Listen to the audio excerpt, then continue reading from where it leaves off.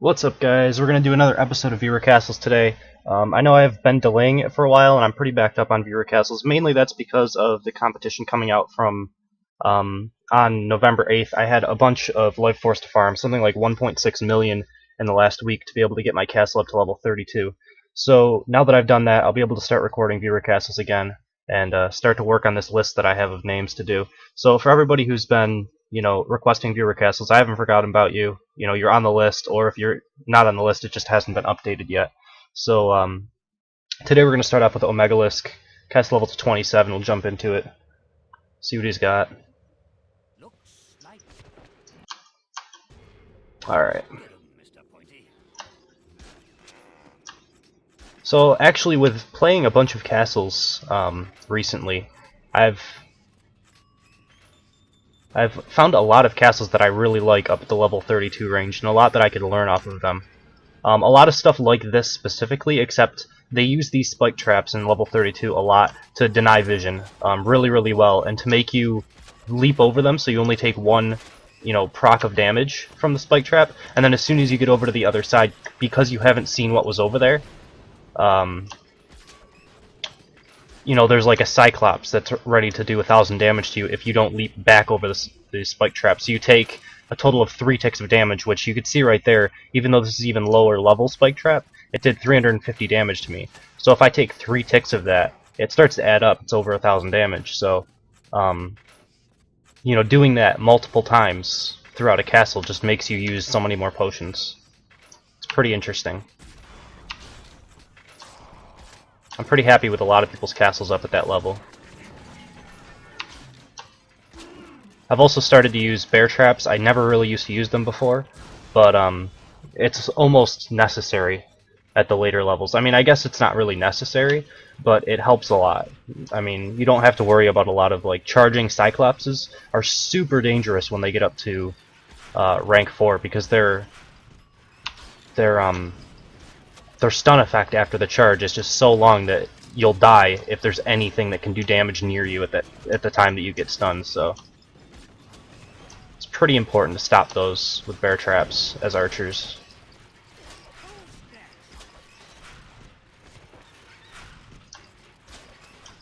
I've gotten a little bit better at dealing with explodifiers, especially the level 28 versions, since the most that I fight are level 32 now. And Mega Muttons are no big deal with bear traps as well. They'll stop dead in their tracks when they're charging. I think bear traps might be a little bit too strong right now, to be honest. But, I mean, they're not terrible, because I still have been dying to castles somewhat recently. Although my gear isn't fully updated yet, I still have about half of it my old gear.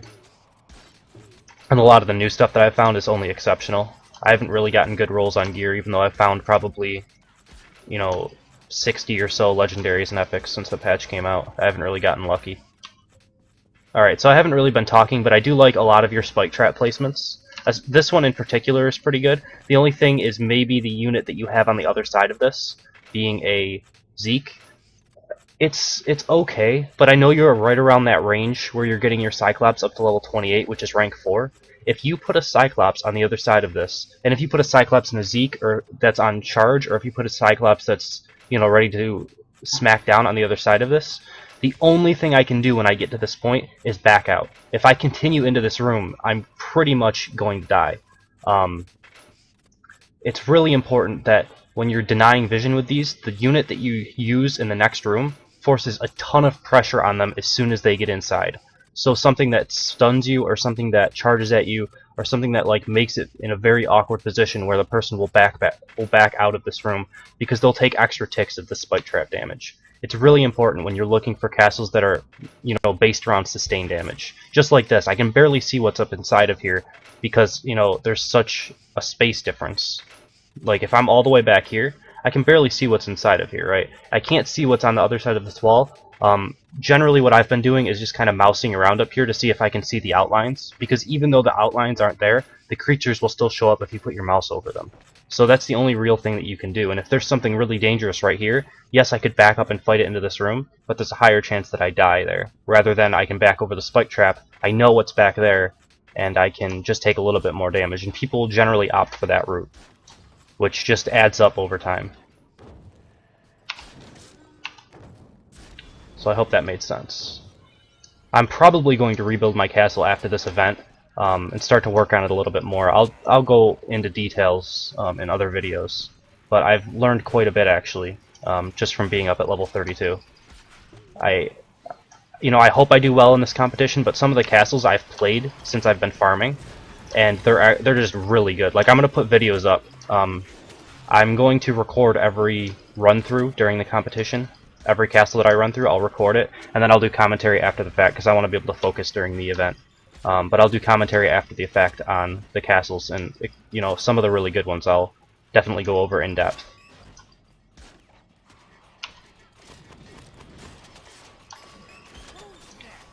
Alright, so I like the explodifiers. The jelly wall to me feels a little bit weird. I guess it's really good against knights though, because all of this stuff attacks from range, so it's all going to be attacking from way back here. So if a knight has to run through this, I guess that would be pretty difficult. They would almost always have to pull back to this area, which you could think about that. I don't know how much this mouse wheel trap actually helps you, but a spike trap right here might be even better. And I'm not sure if you could fit like a group right in here, and then that spike trap would work, 3 times for you or something. You'd have the spike trap when you're coming over here. If you have a group at this side that scares you back out, it does it again. Then you have to come back over, you aggro this stuff, and if it's a knight, he has to come back around here as well. Unless he wants to go into the jelly wall. Although I think the jelly wall would probably interact with that spike wall as well, spike trap as well. You might not be able to have both of them, But something to think about. I have a lot of ballista traps, and I've switched a few of them out for spike traps already in good areas, but a lot of the rooms that I was using aren't really set up to use spike traps well. Like rooms like this, where if you have to stand all the way back here, you can barely see what's coming at you. Spike traps are pretty good in these specific spots. So I'm going to have to, go into my castle and edit some things eventually, but I'm going to wait until the competition's over, because I don't really have the time to do it. As of recording this, it's, Thursday, so.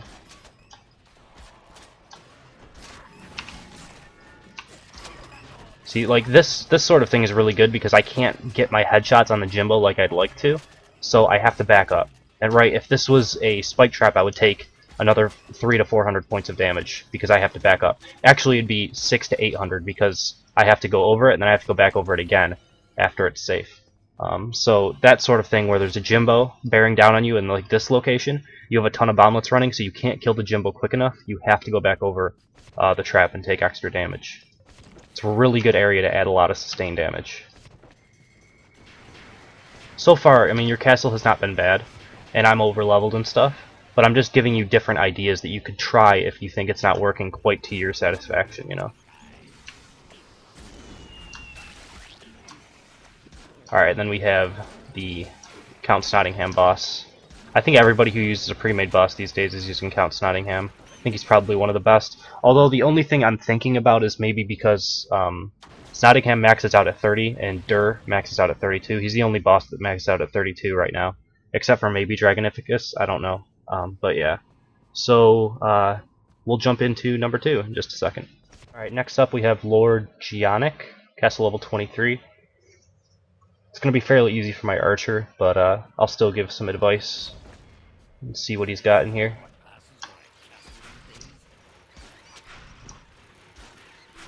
Alright, so the first thing that I'm seeing is that your puppeteer is a little bit too far forward.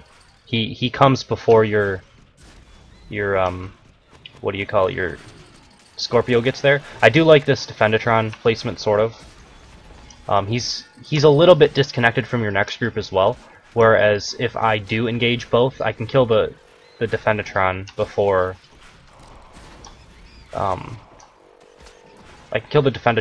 the other group up here that's connected to it really gets down here.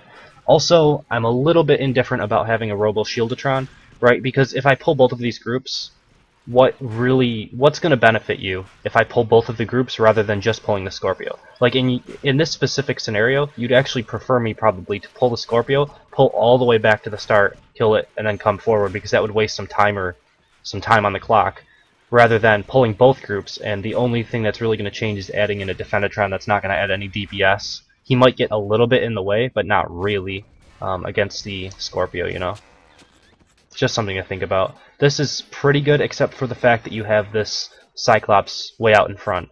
I was talking about it, and obviously, if you've been watching this video, you heard me talk about it in the last segment of Omegalisc Castle, where if you're using these spike traps, the most ideal way of using these is to force me to come over the spike trap, aggro something, come back over it, and then over it again. That adds you the most sustained damage on this trap. Whereas here, I can pull this group without going over the spike trap here, kill it off, and then I only have to go over it once rather than 3 times. So it's something to think about. Where if you had this group just slightly positioned so that I can't aggro it without coming around, without coming over the spike trap, it might work a little bit better for you.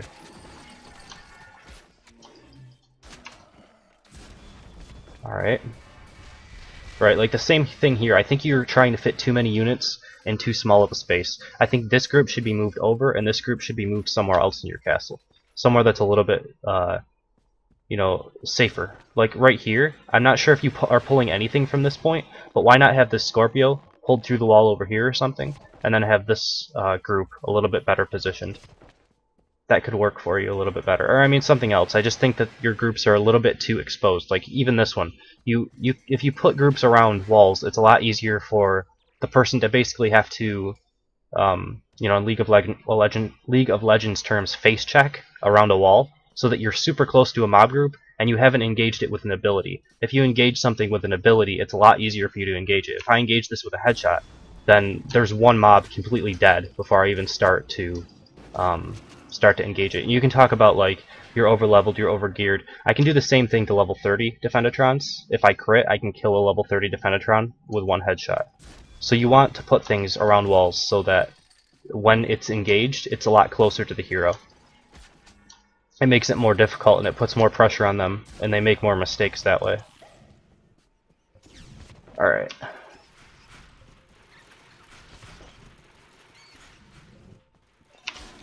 Mega Mutton and some battering rams. The bear traps just hard counter Mega Muttons, it seems like.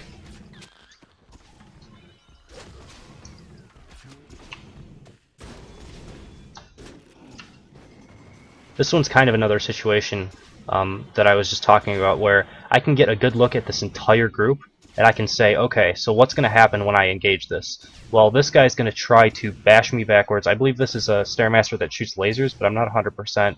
And then you have these 3 vamps that are going to come towards me.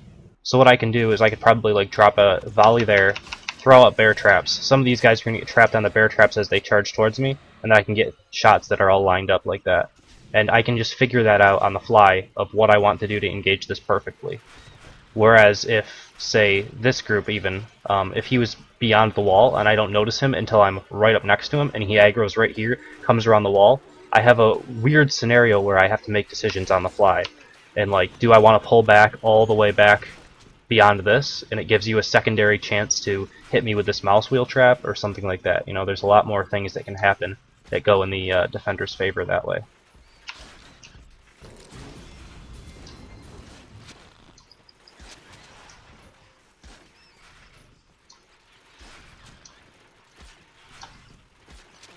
Alright. Also, these spike traps will get a lot better once you have rank 4, where 3 of their panels are active at the same time. It'll almost always hit the person. It's really hard to time it out unless you want to sit there and wait for a minute to, you know, time it out to where you want it to be.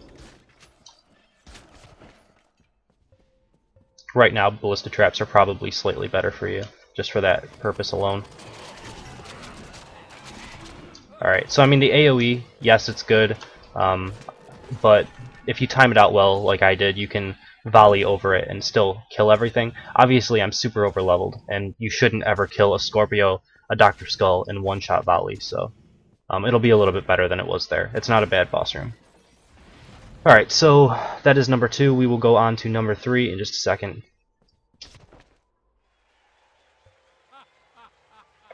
Alright, and last up we have Bonebreaker.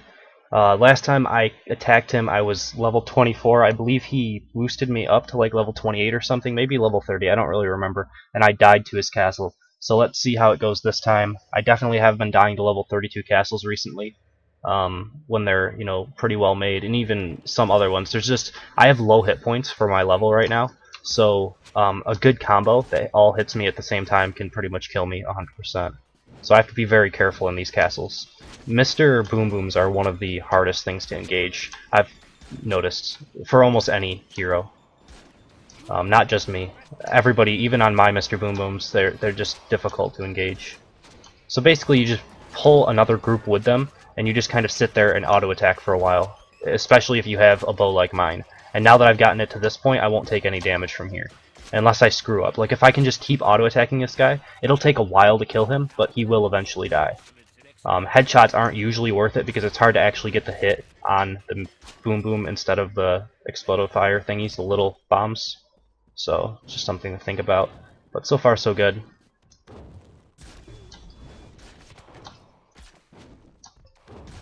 Alright, now I have to kite so that I don't get hit by the ballista trap. Throw out those. Slow down the Cyclops.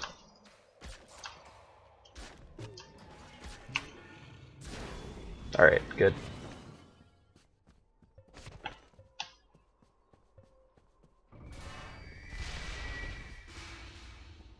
This seems a little out of place, but I'm not sure what else you could put in here that would really do any damage. I guess maybe like a spinning fire trap would have a better chance of actually doing something rather than nothing.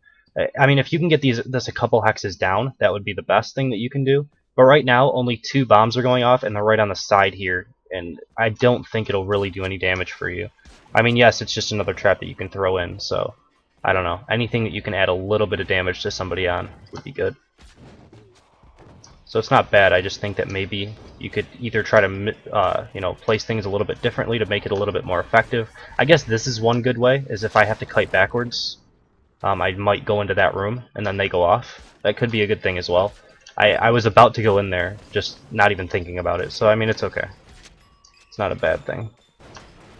Alright, another Mr. Boom Boom. Again, I kind of have to just wait for him to come around the corner. I can go to him, but I'd rather stay in the safe zone where there's no traps and fight him, because you do have to auto-attack him for a while to take him out, so. Alright, there we go. Unfortunately, no health globes are dropped. I have new armor that gives me extra life from health globes. It helps my survivability a lot. I think that's actually a kind of underappreciated stat on items.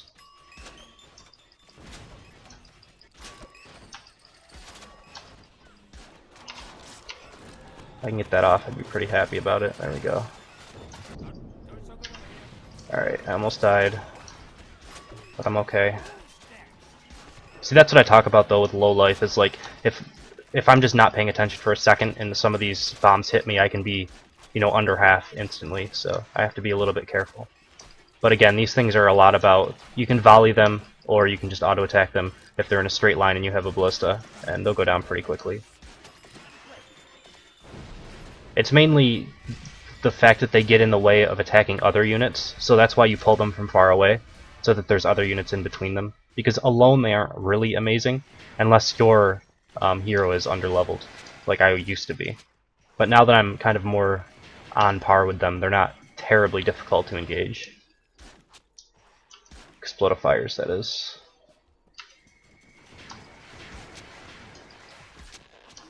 So I kind of want to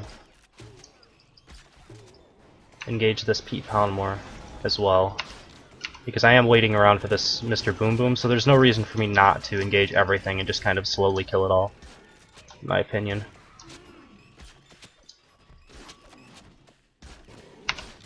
Alright, there we go.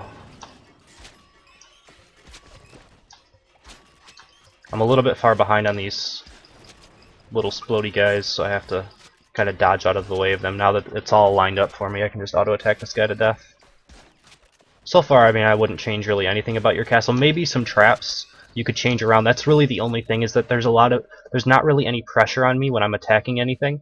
It's a lot of these mines and stuff. Whereas there's things that you can do to do a little bit more damage. Like you could put a spike trap here instead, and I might have to go over it twice, 3 times, you know, like I was talking about earlier on. You know, slow traps, stuff like that. You really want to go for damage dealing traps, in my opinion, these days. The timers are just so long that it's not really even an issue. I mean, when's the last time you timed somebody out in your castle? It's usually a death or a death or a victory for them. I mean, yes, they'll loot a little bit less, but is that really what you want to go for? I don't know. Personally, I like either killing people. That's pretty much it. I mean, I realize I can't really time people out anymore, and I've always wanted to kill the heroes. There's only been like one patch where I was really going for a time-wasting castle, and that was when defending was pretty nerfed, at least at my level. Right now, I do think that level 32 castles can be created to kill people. I definitely think that it's in a good spot, the balance.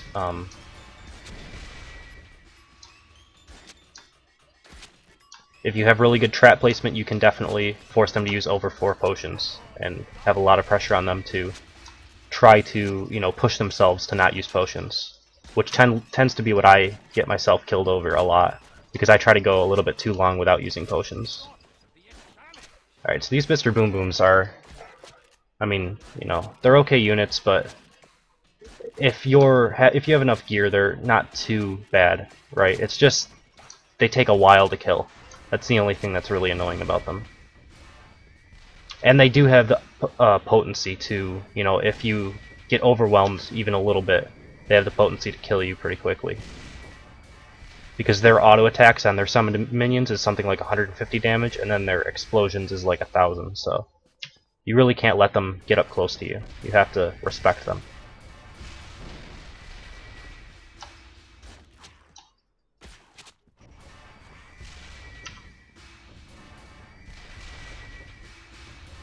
So I mean, fire traps are okay. I'm not going to say that they're not, because I've had a lot of castles where there's been a lot of fire traps, and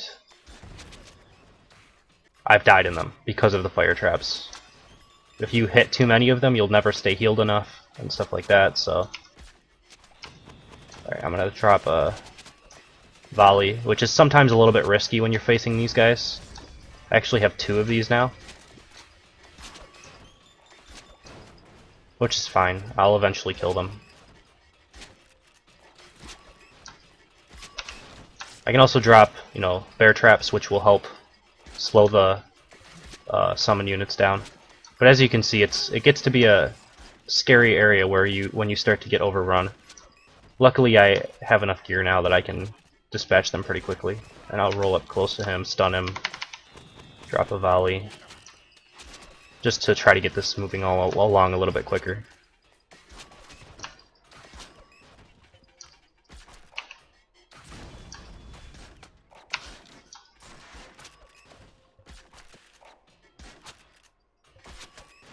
Alright.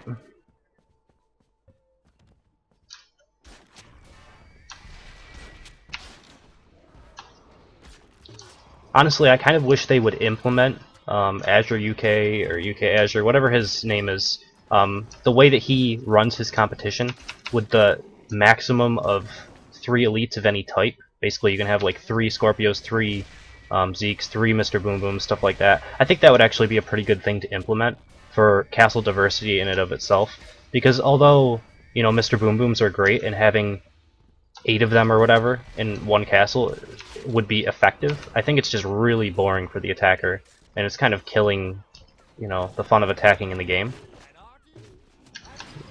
I mean, I don't really care, right? But I think other people would enjoy that change more so than me. I don't care. I've ran the same castle multiple times just because I want to be able to beat any castle. I don't think that there's a castle in the game that I physically can't beat, so I will play it until I, you know, prove myself.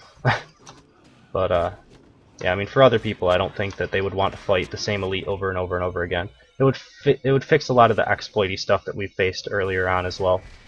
Even if a balance change is bad and, like, one creature is overpowered, if you can only have 3 of them in your castle, it might be okay. And I think there's, I don't know, maybe I'm jumping the gun, because lower levels definitely need maybe more of them, rather than higher levels. Higher levels, these Cyclopses can actually be used as a unit, you know?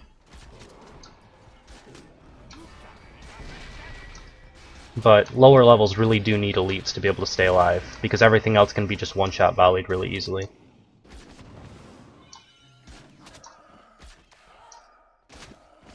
Alright, so I made it through, I didn't die. pretty happy with that. I finally was able to conquer your castle, Bonebreaker, although I only got 1 star. That's alright by me. So that is number 3, so we'll end the video here. You know, as always, if you guys enjoyed, please subscribe.